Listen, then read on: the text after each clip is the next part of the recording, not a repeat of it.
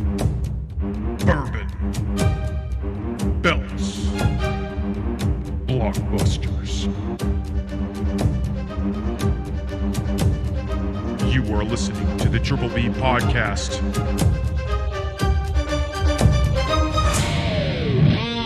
Let's fucking go.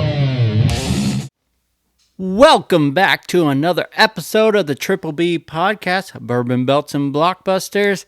I'm Tim, and as you can tell, I am riding solo today. My head's up in the sky, I'm solo. I'm riding solo. I'm riding solo. I'm riding solo. That's right, we are doing a thing this week. Don't have a guest. Ryan's out of town, so we are going to keep the show rolling, and we got a packed agenda for you today. Going over to our bourbon. We're doing a bourbon rehash, so we didn't want to do a new bourbon or cocktail this week. We wanted to just go through one of the best of. So we are going with the Michter's Small Batch. We did this back in the holiday episode, and I gave it a 9. Ryan gave it an 8.5. I just wanted to sip on a nice, simple little bourbon this week. Let's give it a try.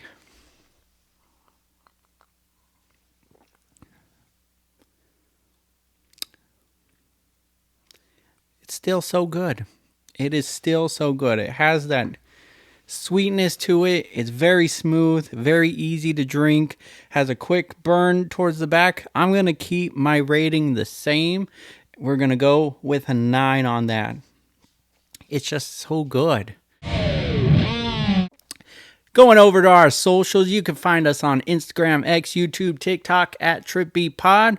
We are on Spotify, Apple, and Amazon. We are the Triple B Podcast, Bourbon, Belts, and Blockbusters. And you can give us an email at triplebpod619@gmail.com. We would love to get social with all of y'all. Let us know what you think of the show. Give us some likes, subscribe. Appreciate you guys. Want to hear back from you. All right, going over to our talking points. It was supposed to be Ryan's fact check. He skipped out on his turn by going out of town, so I'm taking this one again. So he did provide one. He tried to provide 2, but his fact check was wrong on that. So cow milking sound. He played a audio clip, attached it to the agenda. I'm not going to play that for you guys, but when listening to it, it sounds like a slurp, which does not come anywhere near what the noises we were making last week. I'm not even going to try to imitate that for you guys, saving your ears. How much was Russ getting paid from the Broncos still? He took a veterans minimum contract last year for the Steelers, very team friendly, but that was because he was still getting paid $53 million from the Broncos last year, and he's getting another $32 million this season. It was a total of $85 million in dead cap money that is getting paid to him, which is the largest ever in NFL history. So Russ is living fine.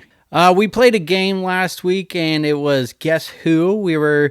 He listed Drew Carey as his person that I was trying to guess, and I gave Justin Timberlake.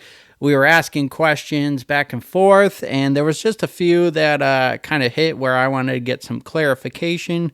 I asked him if this person was tall or short. Drew Carey is 5'10", which I believe puts that an inch below Ryan, maybe 2 inches. So definitely shorter, on the shorter side of things. How old is Justin Timberlake? I said young 40s. He's actually 44, so closer to the mid 40s. But if we're, feeling generous, that's a young 40, right? Going down to Drew Carey appearances. He listed the Royal Rumble as being a big one. I, for some reason, thought he hosted Monday Night Raw, and in my research, did not see anything about Drew Carey hosting Raw. So it was really a one-off, and then if you count his Hall of Fame speech, it's crazy. I mean, yes, it was iconic. He got to go in the Royal Rumble, but does that deserve a Hall of Fame wing? I guess some of the other ones have done less and gotten in the Hall of Fame, but I digress. Drew Carey animated movies. I asked if he voiced over because he asked one, so I kind of just copied that question and gave it to him, and he said he didn't think so. But that's false. Drew Carey voiced the character Crank in 2005's movie The Robots. It also had Robin Williams in it. And then he also voiced a character on King of the Hill for an episode. I believe it was himself in The Simpsons. So there's a few animated voiceovers going on there. Who did Andrade pull aside from Legado del Fantasma on last week's SmackDown? I thought it was Humberto, and I was correct. I just wanted to clarify that. I guess he goes by Berto now. I guess I missed that. And then we talked about has the Garças had a title shot recently, and the answer is no. They have been in a lot of number one contenders matches, but obviously have not won those. So, no. I really stand on our pedestal that we were saying the Garças deserve a title shot, and hopefully that comes soon with what we'll talk about later on. Asuka's winning streak. I brought this up in the belts question in the week last week. I was saying she would be a good fit to be the next Paul Heyman gal, and I talked about the streak. So that streak was 914 days without a loss. 523 days as NXT champion, and she went 183-0 before taking a loss to Charlotte. So she beat Goldberg's streak and then lost to Charlotte. So she was very dominant when she first got to the WWE, and would love to see her get on another streak, and who better to lead her? Paul Heyman. Last week I brought up the character Roman Bridges from Scream 7 reprising his role, and I said the actor's name was Chris Foley. That is false. His name is Scott Foley. I knew that. I don't know why I said Chris Foley. Maybe I was thinking Chris Farley or something. I don't know. Scott Foley is the correct name for that.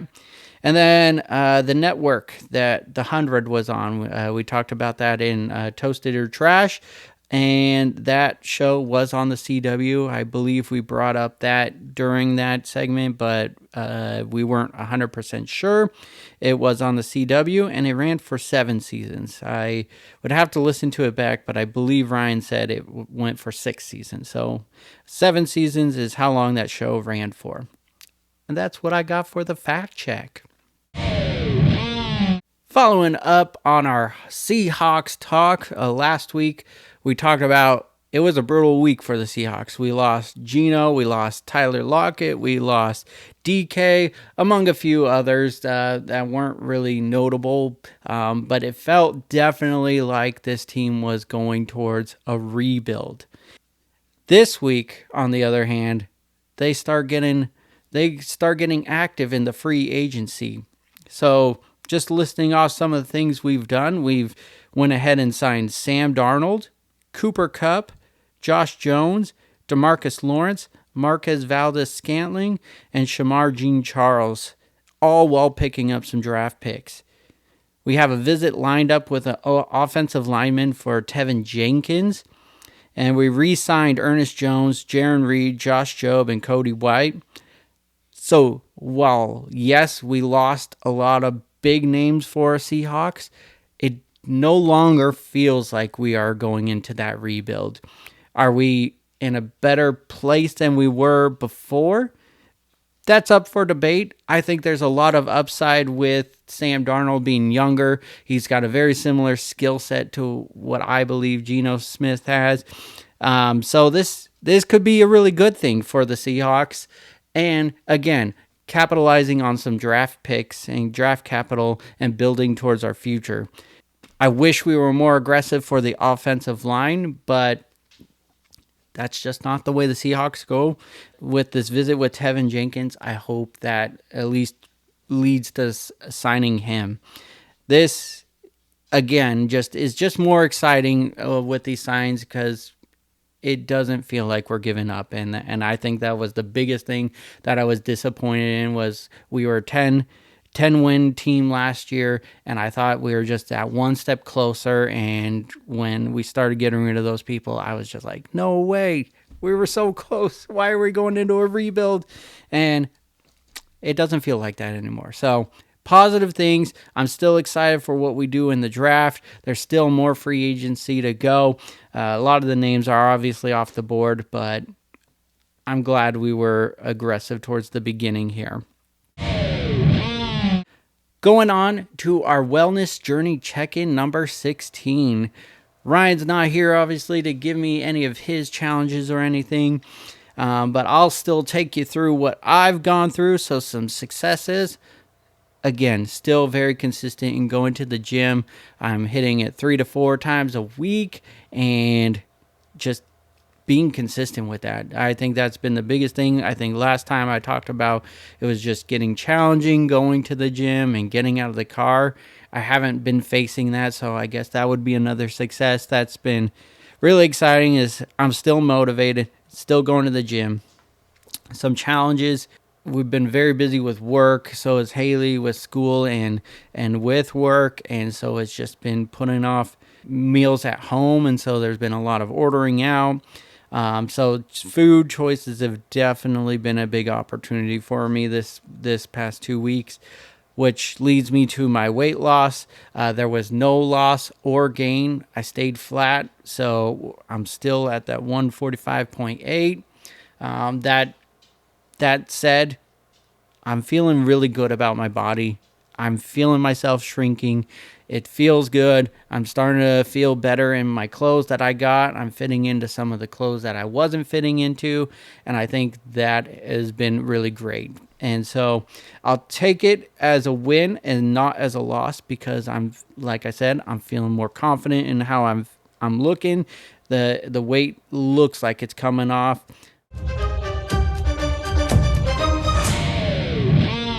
That brings us to belts. All right, Tim, what do you want to talk about? Well, guess what? I'm not going to stick to 5 things like we normally do. I'm going to give you 10 because I got the mic and you're going to have to listen to every word I say. Plus, Ryan's not here to give his 5, so me. First thing I wanted to talk about was Jey Uso. I think, I was very excited about the Royal Rumble win. He deserves this title shot at WrestleMania. I'm fully on board with that. That said, this feud is starting to get stale. There's not a lot of fire behind it. We're getting a lot of the same promos from Jey Uso, and I want to see more. I want to see more action from Jey Uso. We're going to talk about another feud that saw what I'm asking for. We'll get back to that, but Jey Uso needs to go on the attack. It can't just be Gunther attacking at post matches. The matches that Jey Uso don't seem that big either. They're not like bangers. If you look at Gunther's side of things, he's going against these small guys and taking them lightly, but they've been such good matches, and it's making him look strong. I know it's not making him look dominant, but Gunther is getting these awesome matches, getting wins. He's doing all this trash talking. And we got to remember that Jey Uso's already challenged Gunther for this. They should really be plugging into that part of the feud where he's got to feel less confident about not beating Gunther before and building off that. So Jey needs to go on the offensive, and we need to see that soon, or else this match is going to get lost in the fold. Just my opinion, but I think a lot of people are thinking that. So Jey, come on, man. WWE, book him better. Let's do this because I'm really excited for that. AJ Styles. It looked like we were going to get IC title feud with Braun Breaker, but now it looks like they are pivoting away from that. They're giving Finn Balor that chance, and maybe it's still in line, but from Raw, it looks like they are pivoting towards Logan Paul now, with AJ starting a program with him. I believe this match is going to be good, but I was more excited for the Georgia Boys to go at it at WrestleMania. I think that's the money feud right there. Again, I think the Logan Paul and AJ Styles match is going to be good. Going down to Chad Gable. Chad Gable made his Raw return after going on his quest to master the Lucha Libre, and we get him back, or what we perceive to be back, in the LWO versus New Day match. That match was awesome. It was a tornado tag. I didn't know that all tornado tags were no DQ, or maybe they just made that a rule for this one. But regardless, we get Chad Gable in a Lucha Libre mask, and what was super funny was him doing his thank you pose and saying gracias instead of thank you, which was freaking hilarious. Then we fast forward to later in the night, and Kathy Kelly is interviewing him, and he's like, well, that wasn't me. And she started grilling him and going, tell us the truth. It was you. Tell us the dang truth. And then in the background, you see the guy wearing the same outfit with the Lucha Libre mask and going out the arena. I'm like, what the hell is going on? Obviously, wanna dig into what's going on here, but Chad Gable is just the master of balancing the seriousness and humor side of things, and I'm loving this. I'm here for this storyline and looking forward to seeing how it goes going forward. Next up, we got Io, Bianca, and Rhea, the triangle for the women's world heavyweight champion. We get a face-off with Bianca and Io. That's to be expected. Io won the championship. Bianca was next in line. Got to get that feud going, right? Then we get Rhea coming out, and all of a sudden she's blaming Bianca for her loss last Monday. And now I'm confused, because on the promo post-match after she lost the championship, Rhea was saying it was her fault. She got in her head. She's been getting in her head recently, and she's the reason why she lost the championship. You fast forward to this Monday Night Raw, and all of a sudden she's saying Bianca's at fault. Now, I get that that could obviously be a spin on what's happening with Rhea. She's just going into madness. We don't know how she's feeling, but that part is just really confusing to me. I don't get why we're doing that. I'm here for finding a way to get Rhea back in that championship match, and if that's how they do it, so be it. But I didn't like that part of this. But we get Rhea and Bianca disrespecting Io. Rhea and Bianca are going back and forth and just basically treating Io as a non-competitor behind them. She's the champion. And so I was getting irritated with them, but I think that's the point of this whole segment, was to get the fans riled up and go, hey, Io is the champion. We got to take her serious too. And so she got pushed in the face twice and got pushed down, and then she comes back with some wallops on Rhea and Bianca. It was great to see. It really was fun to see Io stand up for herself and take them both out, and I think that just got me right into the thick of things and feeling big things about this storyline. So if they're going to stick with this triple threat, it got me excited towards the end. I wish they would clear up some of this Rhea madness and just let us know what's actually going on there. But if they're going to make it a triple threat, we got to get a creative way to get Rhea into that match. Then, to close out Monday Night Raw, we had the cage match between Rollins and Punk. This was a fantastic main event. I really liked the build-up. Obviously, a long-time feud going since CM Punk was gone. We had some jabs back and forth on social media while Punk was in AEW. Fast forward to Survivor Series when Punk returns. That was like the big focus, was Seth Rollins freaking out on the outside that he returned. So we got really big storyline going into this. This was supposed to be the culmination of that storyline, but in typical WWE fashion, that's not where it's going to end, is it? There was a lot of fantastic things on Raw hyping up this match. So they were showcasing some of the previous cage matches that happened at Madison Square Garden. They had a phenomenal hype video for their match, and I even sent it to Ryan earlier in the day, and he agreed it was a fantastic hype video. I I'd rank it up in the top 10. I think that was one of the coolest hype videos for sure. And then you get the match itself. It was just, they went at it hard, and you could tell they were heavy breathing. It was a gritty cage fight. There was a lot of cool segments where Seth was opening the door and asking, like, challenging Punk to walk out. And then there was the part where Punk was about to walk out, and then Seth is on his knees and he's going, if you want to take over the house, you got to come after me. And it was just so good. And then right at the end, when you think the match is going to end, Roman Reigns makes his long-awaited return, pulls out Seth Rollins. Seth Rollins wins the match, but gets a beat down by Roman Reigns. I gotta say, I know I hate on Roman Reigns. I hate that he's such a part-timer. Ryan would agree with that, but God damn it, when he does return, the crowd gets behind it, and it gets me pumped up. It's just like when he's on TV, he does exactly what you need. He gets a reaction, and I thought that part of this night was so cool. The stomps he gave to Rollins was brutal. I would say Reigns has the best curb stomp in the business right now after that one. That was brutal. And then you get Paul Heyman consoling Punk in the ring. You get Roman looking at it. And then he gets in the ring and gives a beatdown to Punk. So it looks like we're getting that triple threat match at WrestleMania. We got Punk, Rollins, Reigns. It's going to be a banger of a match if that's it.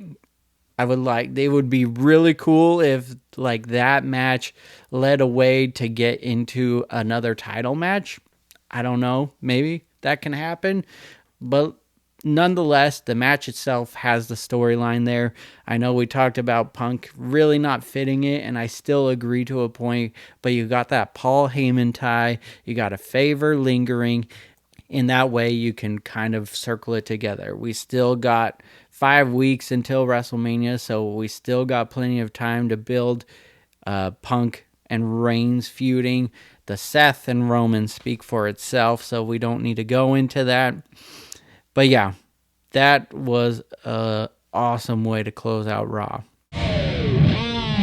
Going over to SmackDown, and holy hell, Barcelona brought it, dude. The crowd is so good. Whenever they do these international shows, it's incredible. I thoroughly enjoyed watching SmackDown all in all, just because of the crowd.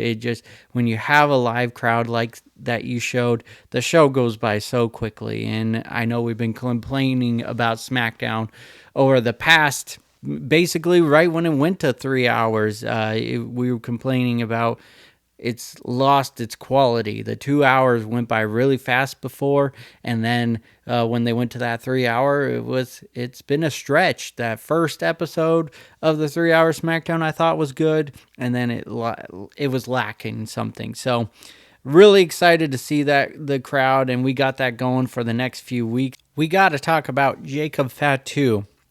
That train continues to roll with this guy. He is phenomenal. He got put into the 6-man tag. He went on a beatdown post-match over Braun Strowman. The guy is just so good on the mic. He is so good in the ring. He is the complete package.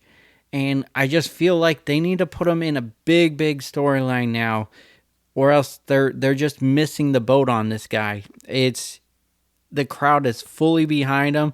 He's got to go to a babyface, in my opinion. It's just the crowd loves him. I think if they try to make him a heel, the crowd is just still going to be behind him. So if that's the way they want to go, but they need to put him into a big storyline for sure. This guy is just crushing it on all levels. Get this man in the title picture. We get Jade Cargill's sit-down interview. So this is one of the first times Jade is speaking up since returning and not attacking someone. And we are just getting more details about what happened. And Jade Cargill reveals that she knew it was Naomi. She saw her running away as the whole incident went down. And then we get Liv and Raquel walking by and laughing and interrupt the interview. And then Liv speaks some truth. She goes on and says, "Why did you let this go on for so long? You knew. Why are you letting me take the blame?" And I don't question her on that at all. Like, if Jade knew all along that it was Naomi, why did it take this long? Like, that part made no sense to me. It's not like they said Jade was in a coma and she woke up right before Elimination Chamber. She's not dead. So what are we missing here that she knew who attacked her like right away? It wasn't like any video reveal or anything.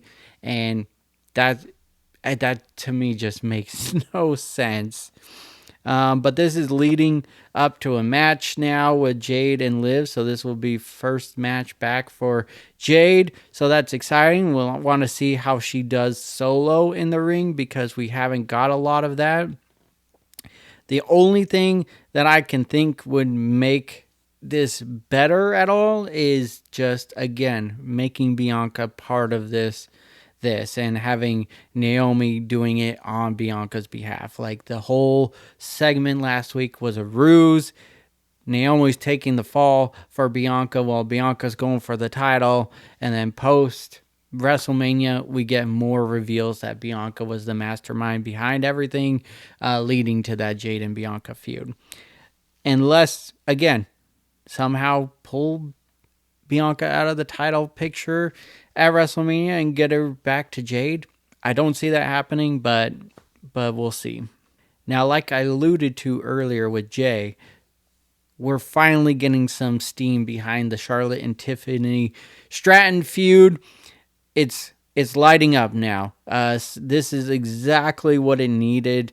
It's still not where it needs to be, for sure, but SmackDown took a big step in building this feud. So Charlotte had a match with B-Fab. I gotta say, that match was killer, dude. B-Fab is improving so much in the ring. I don't think she gets enough time in the ring from what I've seen, but what we saw last night was a great first match back for Charlotte, and it was a great match for B-Fab to show her improvements. I like that it wasn't a complete dominance for Charlotte, that it wasn't a complete squash match. They let B-Fab shine, but post-match is really where things took off. So Charlotte beats B-Fab down post-match, gets her into the figure eight, and Tiffany Stratton comes out to a huge crowd ovation. She goes on the attack finally. It's been Charlotte going on the attack of Tiffany, and they haven't been that brutal.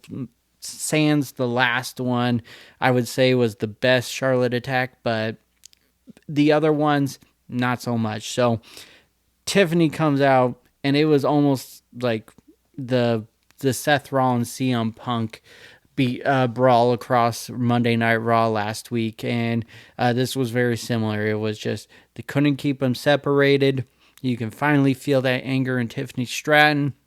We got some swanton bombs onto security guards in Charlotte, and then we fast forward, and it's right before Miz TV, and they're brawling back on stage, and Tiffany gets taken down. The security are pushing Charlotte back, and then the next thing you know, Tiffany's on top of the stage and diving onto him. It was a sick way for Tiffany to get the upper hand into this feud.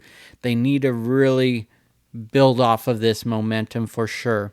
It was a fantastic way to get this feud going in the right direction. Like I said, it's not where it needs to be. I'm not fully invested in this match, but this was a big step in that direction, and I absolutely think that something similar needs to happen with Jey Uso and Gunther. Next, I want to talk about two new vignettes that showed up on SmackDown. We had Rey Fenix, or what we assume is going to be Rey Fenix debut soon. And then we also had a Mysterious Four show up in a video with black and smoke going on. I swear I saw a face in one of those smoke clouds that was coming up, but I'm leaning towards Aleister Black on that. I think that's the general consensus on that. I know we talked about that on a couple episodes ago, that we think that Aleister's coming back to WWE because he's no longer with AEW. And it would only make sense for him to come on home to WWE. Regardless, just really excited about these two vignettes. We're excited to get Rey Fenix, hopefully, obviously, teaming up with Penta. It only makes sense. Get the Lucha Bros. And then getting Aleister Black, maybe in that Judgment Day faction, maybe on his own. Either way, I know Triple H is a big fan. He's the one running the show. Big things ahead for Aleister Black, if that is who, in fact, is coming back. Next up, Street Profits are our new tag team champions. They won last night against DIY. They finally won the big one. It's been years and years. It's been a long time coming. The match was phenomenal. It was a back and forth affair and did not know where it was going. I assumed this match was going to end in a no contest, but once again, Tim is wrong. Every time he guesses something or assumes he knows something, it doesn't happen. So you just assume I got to go against what I said previously. So no interference. It was a straight match and Street Profits come out on top. Few things I want to just top off with this was Tessitore has been an amazing signee on the announcing team. He has called all these big moments and he does a phenomenal job. I'm so ecstatic that he's part of the team, and last night did not disappoint. He called that moment so perfectly. Then my last point about this, I thought I was leaning towards some interference in this match because I thought it would be a bigger payoff for Street Profits to win it at WrestleMania. I'm not disappointed that they did win, though, because they deserve it. They're a team that deserves it. Now I just am confused at how this is going to play out in WrestleMania. We got a lot of good teams that have been feuding together leading up to last night, and I thought that was going to continue. And now I guess we'll see what happens between Pretty Deadly and now the Street Profits, who are tag team champions.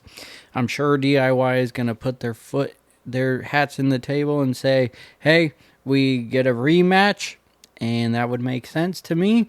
So there's still a lot that can happen with this. So I'm not out of it, but I thought it would be a bigger moment for Street Profits to win at WrestleMania, but still ecstatic that it did happen. And lastly, just want to bring up some loose ends. Not going to go into big on this, but Cody Rhodes came out both on Raw, SmackDown, and he wants Cena to show up on the show. I think all of us fans want to see more of Cena, especially after what happened at the Elimination Chamber. We want to see more of Cena on this farewell tour. I did like Mrs. Jab at Cody Rhodes and saying he got beat up by two great rappers, that being Travis Scott and John Cena. That one made me laugh out loud. And then we also got Paul Heyman out on SmackDown, speaking on behalf of Roman Reigns. Roman Reigns is going to return to SmackDown next week. He was taking jabs mostly at Rollins, but he did take a few at CM Punk as well. I was curious of how that was going to play out because of Paul Heyman consoling Punk on Raw. So we're going to see where this goes. But again, it looks like we're getting that triple threat at WrestleMania. So this definitely murkies the water and gets CM Punk more involved into this feud, which we got to be excited for. That brings us to Banger of the Week. I got Punk versus Rollins in the cage match. This week was actually really tough to pick just one, but Ryan made it very clear we got to pick only one. So I think this one does the most to build towards WrestleMania. It felt big, and then you add Roman Reigns into that, and you got a great story going on. So, great match, great crowd. You got a great story behind the match, and then post-match everything was great. The other runner-ups, though, that I did have was Julia versus Stephanie Vaquer in the NXT main event of Roadblock. We got a new champion in Stephanie Vaquer. She's now double champion, but that match was incredible. There was just spots left and right that just had me going, whoa, wah, hoo, huh. And I was fine with whoever won that. I think Julia's injured, and that's why we went with Stephanie as winning that match, but it was a banger. And then there was Axiom versus Gunther. Gunther just really does well with these smaller guys. It was fun to have Axiom, aka the A-Kid, come out at Barcelona. That's his home country in Spain. And so that was exciting. That match was just quick back and forth. You kind of believed that Axiom could win in a sense, but Gunther definitely came out on top. You got the Street Profits versus DIY. You got Moose versus Oba Femi. You got Osprey versus Fletcher in the cage at the AEW pay-per-view of Revolution. This was a great week in wrestling match and storyline telling overall, but I got to lean towards Punk versus Rollins in the cage match. That brings us to the belts question of the week. I pose this for myself. What is one match that on paper looks like you could skip it, but it actually ended up being great or entertaining? Because I posed this, I obviously had a match in mind, and what that match is the WLC match at Extreme Rules 2014. It was El Torito versus Hornswoggle, and this match had no business being as good as it did. It had humor. It had awesome, memorable moments throughout the match. It was on the pre-show, so that's how memorable this match was. It was something that you could have easily missed because it was on the pre-show. It wasn't with big characters, but just because they had the TLC gimmick to the match, I definitely wanted to watch it, and I was not disappointed in that. Would love to hear any ideas that you guys have on a match that you felt was underrated, that most people probably skipped, but you really enjoyed.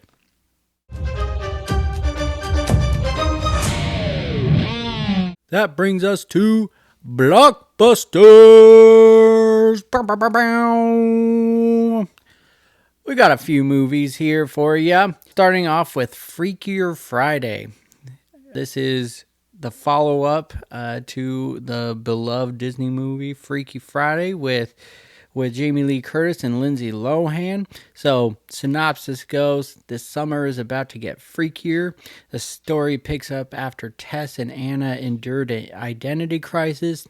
Anna now has a daughter of her own and a soon-to-be stepdaughter. As they navigate the myriad challenges that come when two families merge, Tess and Anna discover that lightning might indeed strike twice. Again, cast is Jamie Lee Curtis, Lindsay Lohan. We got a returning Chad Michael Murray. The release date for this is in August 8th, and this is going to be out in the theaters. The trailer for this looks hilarious. If anything, it's more just for the nostalgia of the first one. That's what I'm excited about. I know there's a lot of excitement behind this. And for once, it's not just a live-action remake of a beloved one. Then we got a sequel to a really good Disney movie. So excited for this one. Hope all of you are as well. Next up, we got Psychotherapy. Synopsis of this is, a writer befriends a retired serial killer in a desperate attempt to find inspiration for his next novel and save his marriage. Covering as his marriage counselor, the killer teaches him his methods as reality becomes deadlier than fiction. We got the cast of Steve Buscemi, Britt Lower, and John Margaro. The release date for this is April 11th. It's going to have a limited release out in the movie theaters, but mainly video on demand. So you can catch that on April 11th right away. The trailer looks phenomenal for this. This is just, you got obviously a serial killer in Steve Buscemi working with this couple. He catches this guy and says he's going to help write his book and give him inside thoughts on how to write this novel and get behind the eyes of a serial killer. But then his wife catches on to this, that he's working with a therapist, and she mistakenly thinks he's getting a marriage counselor. And then you can see where this all gets confusing. But then you start seeing where it looks like the husband and wife are trying to what appears kill each other, or they're under the impression that one another is going to kill each other. So it looks like a fun, complicated mess. Really excited for this one. Again, April 11th release date. Next up, F1. Not a huge fan of car movies, but something about this trailer got me really excited. It might be because the director is of Top Gun Maverick, and the trailer seems kind of familiar with the kind of plot of it and what happened in Top Gun Maverick. So maybe that's why I'm excited for this one. But the synopsis goes as: dubbed as the greatest that never was, Sonny Hayes was Formula One's most promising phenom of the 1990s until an accident on track nearly ended his career. 30 years later, he's a nomadic racer for hire when he's approached by his former teammate Ruben Cervantes, owner of the struggling Formula One team that is on the verge of collapse. Ruben convinces Sonny to come back to Formula One for one last shot at saving the team and being the best in the world. He'll drive alongside Joshua Pierce, the team's hotshot rookie, intent on setting his own pace. But as the engines roar, Sonny's past catches up with him, and he finds that in Formula One, your teammate is your fiercest competition, and the road to redemption is not something you can travel alone. Cast is Brad Pitt, Damson Idris, Carrie Condon, Tobias Menzies, Kim Bodnia, and Javier Bardem. The release date for this is June 27th, and it's coming to theaters. Again, the trailer definitely has me sold on this. Again, I'm not a huge car racing movie fan, but I'm very invested in this one, and I think it's just because it's eerily similar to plot points of the Top Gun movies, and it kind of carries that over. The shots that you get of the racing looks intense, and it got some beautiful shots of like fireworks going on during races. So really excited for this one. Going over to series now, we got Your Friends and Neighbors. This is going to be a show on Apple TV Plus.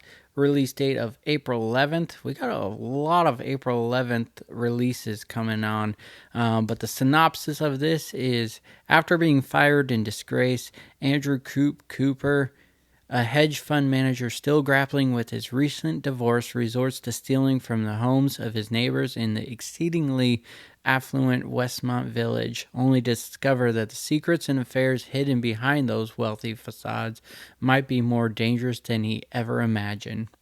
Cast is John Hamm, Amanda Peet, Olivia Munn, Hoon Lee, Mark Tallman, and Lena Hall. The trailer for this looks so good.